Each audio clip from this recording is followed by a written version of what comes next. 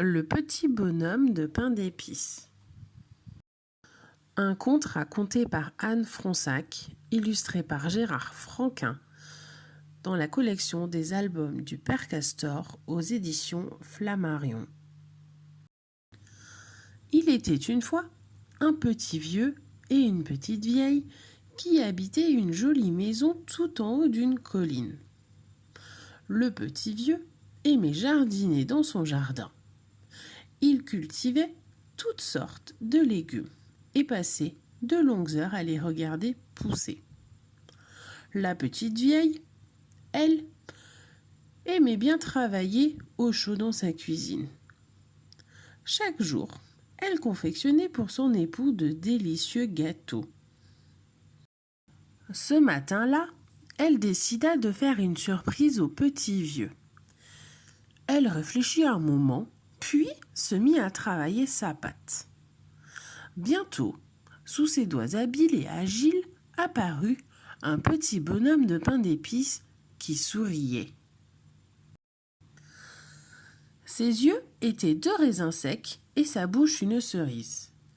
La petite vieille plaça sur son habit des boutons en sucre candi et lui fit un chapeau en sucre d'orge de toutes les couleurs.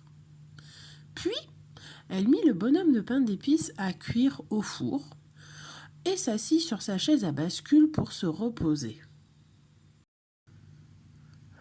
La petite vieille somnolait quand elle entendit tambouriner à la porte du four. Elle se leva et ouvrit le four pour voir si le petit bonhomme de pain d'épices était cuit. Il devait l'être, car il lui fit un clin d'œil et sauta hors du four, traversa la cuisine et s'enfuit par la porte ouverte. « Arrête-toi !» lui cria la petite vieille en lui courant derrière. Le petit bonhomme de pain d'épices arriva dans le jardin où le petit vieux soignait ses salades. « Arrête-toi, arrête-toi !» cria le petit vieux, alors que le petit bonhomme de pain d'épices franchissait déjà la grille du jardin. Le petit vieux abandonna son arrosoir et se lança, lui aussi, à la poursuite du fugitif. « Courez, courez, tant que vous voudrez, jamais vous ne m'attraperez !» cria le petit bonhomme de pain d'épices. Au détour du sentier, il passa devant un chat gris perché sur une barrière. « Arrête-toi, arrête-toi, arrête-toi !» cria le chat. Mais le petit bonhomme de pain d'épices se mit à rire et lui répondit. « Cours, cours tant que tu voudras, tu ne m'attraperas pas. La petite vieille et le petit vieux ne m'ont pas eu, tu ne m'auras pas non plus. » Et il continua de courir de plus belle, suivi de la petite vieille, du petit vieux et du chat gris. En traversant un pré, il rencontra une vieille jument qui broutait tranquillement. « Arrête-toi, arrête-toi !» lui cria la jument. Mais le petit bonhomme de pain d'épices rit à nouveau et répondit. « Cours, cours tant que tu voudras, tu ne m'attraperas pas. » La petite vieille, le petit vieux, le chat gris ne m'ont pas eu, tu ne m'auras pas non plus. Et il continua à courir de plus belle, suivi du petit vieux, de la petite vieille, du chat gris et de la vieille jument.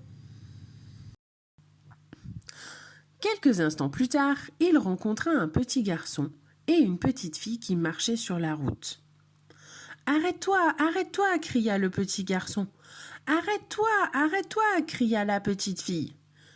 Mais le petit bonhomme de pain d'épices se contenta de rire en leur disant « Courez, courez tant que vous voudrez, jamais vous ne m'attraperez.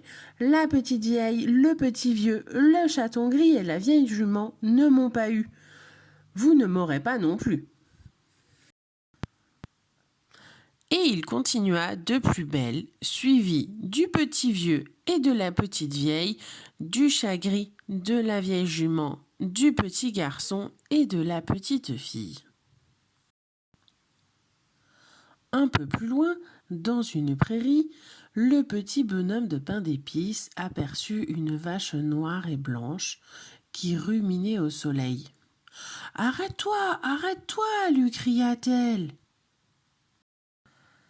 Mais le petit bonhomme des pains d'épices se mit à rire et lui répondit: Cours, cours tant que tu voudras, tu ne m'attraperas pas. La petite vieille, le petit vieux, le chat gris, la vieille jument, le petit garçon et la petite fille ne m'ont pas eu. Tu ne m'auras pas non plus.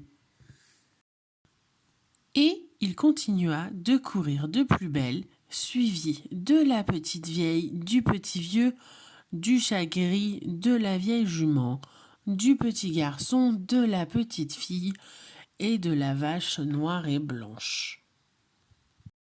Mais tous étaient épuisés, à bout de souffle. Soudain, le petit bonhomme de pain d'épices se trouva devant une rivière large et profonde. Comment allait-il faire pour la traverser? Il ne voyait ni pont ni passerelle. Un renard roux surgit de derrière un buisson. Grimpe sur ma queue, dit-il au petit bonhomme de pain d'épices, et je te ferai passer la rivière bien au sec. Aussitôt, le petit bonhomme de pain d'épices sauta sur la queue du renard roux et ils commencèrent la traversée. Le renard nageait vite et bien, mais l'eau montait. Saute sur mon dos si tu ne veux pas être mouillé, petit bonhomme, conseilla le renard. Et le petit bonhomme de pain d'épices sauta sur le dos du renard. Et ils continuèrent la traversée.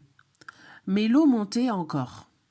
Saute sur ma tête, petit bonhomme, dit le malin renard. Et le petit bonhomme de pain d'épices sauta sur la tête du renard. Mais l'eau montait, montait toujours. Saute vite sur mon nez, cria alors le renard. Et le petit bonhomme de pain d'épices sauta. Mais jamais il ne retomba sur le nez du renard.